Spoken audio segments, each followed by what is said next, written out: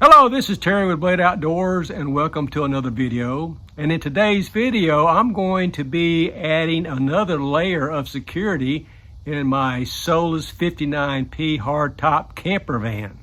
For this layer of security, I'm going to be adding a security camera to monitor the movement inside of my van itself. Now, a lot of people will mount cameras on the outside of their RVs, but my primary goal on this layer of security is to cover as many entries to the van that I possibly can. The next step in my research was to determine what type of connectivity did I want with my camera. Did I want a Wi-Fi connectivity where I had to have a hotspot all the time in the van or depend on a Wi-Fi signal?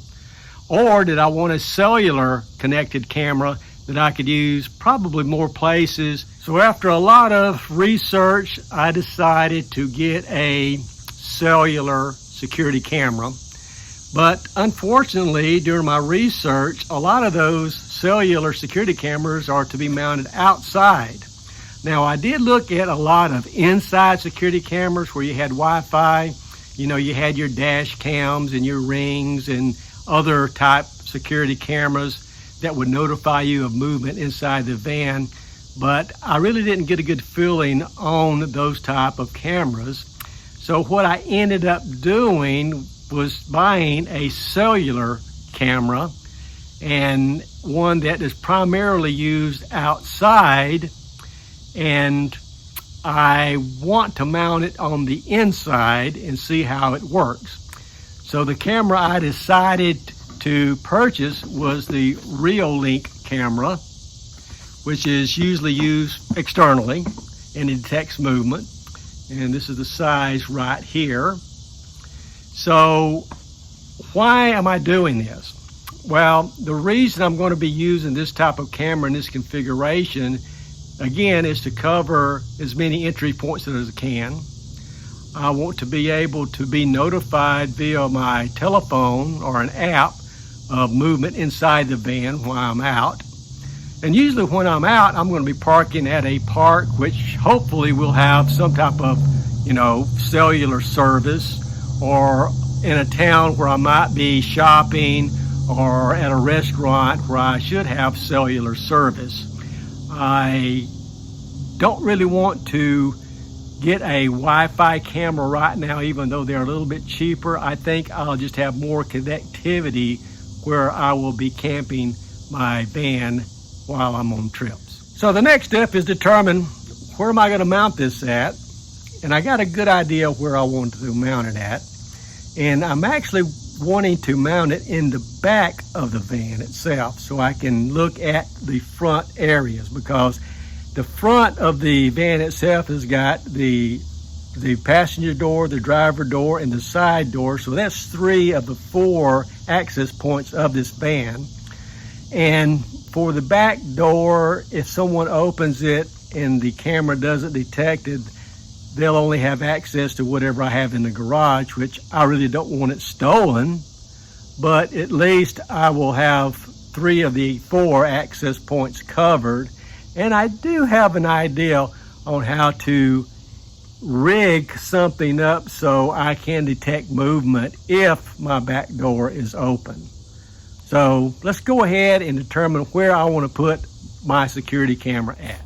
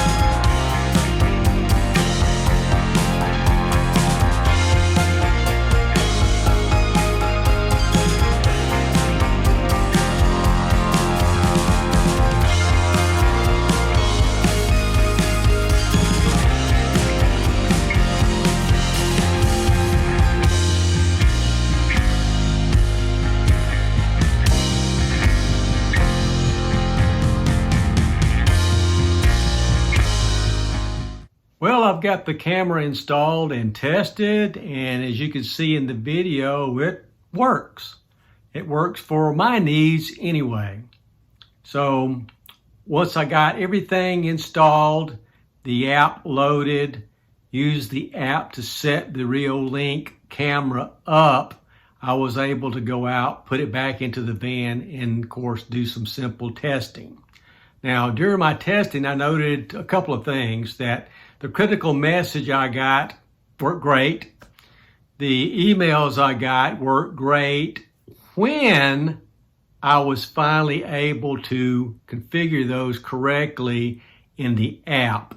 So, as a warning, if you get one of these cameras, when you're setting up an email address to send you a notification of a security alert, you need to put in what they call an app password for your email address.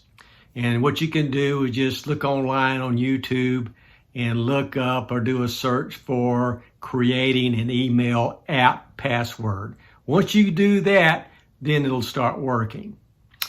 Also, the camera itself gave me some initial problems with detecting motion at a distance.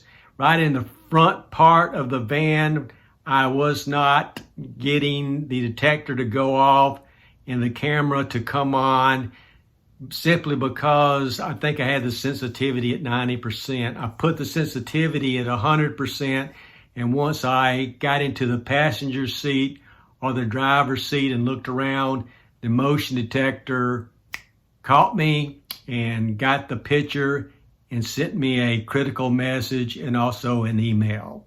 So other than that, even though the camera was designed to be an outdoor camera, it does work indoors. And the way I did a proof of concept, I'll call it, of seeing the back door open, I know it was very crude, but it did work. So I'm going to come up with a better looking method of detecting motion when that door is opened in the back, so I can get those alerts and emails. I tried to do a live stream and do a connection through the Reolink app, and it continued to fail. I'm not going to say it failed all the time, but probably 75% of the time it failed, and I could not get that live stream. And that's simply due to the fact that my cellular service where I live is just terrible. Even though it says, 4G on the camera in the app, I just don't think it was there. And my Wii Boost really didn't help that much. And it goes back to the fact that if you don't have a signal, you can't boost what you don't have. So that is still kind of out for further testing to see if it works better live streaming at other places where I do have a better cell signal. The EIOT SIM card, cellular SIM card that you put into the Reolink camera, it was relatively cheap. It comes with 300 megabytes of free data to begin with.